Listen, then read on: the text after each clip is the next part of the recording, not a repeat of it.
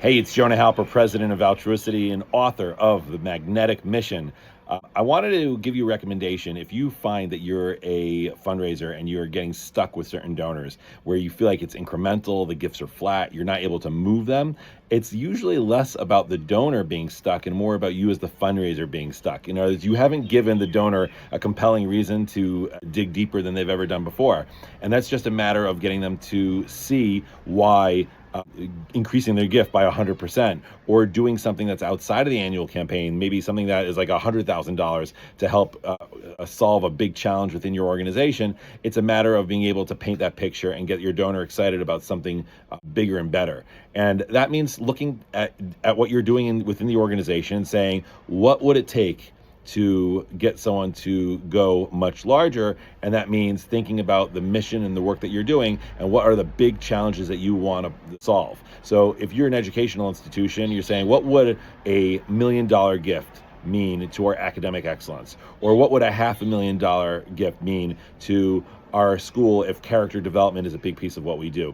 Let's say you're a health organization and you support families who are impacted by cancer diagnosis, and you're saying, okay, well, we have our operations and we're raising the money we need for our programs, and getting donors to give incrementally is pretty much where we are. But what would a $500,000 or $1 million or $3 million mean to the sustainability and growth to our institution? And I think if you go back to the drawing board and say, what can I provide?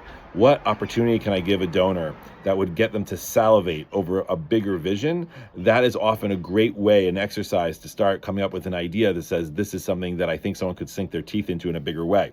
That's the work that you have to do internally. Then when you go and talk to donors, instead of just doing the usual rigmarole of this is who we are and what we do, you want to tap into what that donor truly cares about. If it's going to be Jewish education, understanding better about what it is in Jewish education that they love. Jewish education is a very big category. It represents a whole bunch of things. If they care about providing care for families going through cancer, that's also, is it a very broad category? Is it that they want to alleviate the pain?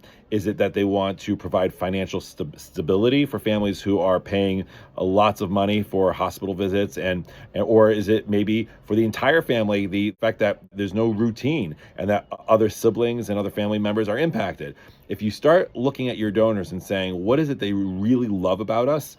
In other words, no one loves everything that you do. They love something that you do. And if you can tap into finding out what it is that your donors love about you that isn't broad, but rather specific, what it is that they truly love about the work that you're doing, then you might see an alignment of where they could be fitting in something more transformative, bigger picture. Because once you have clarity that, let's say, they really care about is to give the whole family a sense of stability during a time of upheaval, then you might think, well, I've got something that's $100,000 that would be transformative, that would lean into that particular issue. So it requires you to go sit in front of a donor and have a bigger conversation that isn't just about what you are doing as an organization, but understanding more about what their values and priorities are and looking for that alignment. And hopefully, if you do that, you will uncover opportunities to take your donors in much larger ways, both supporting the annual campaign, the operating budget of your organization, as well as special projects that can solve the big challenges.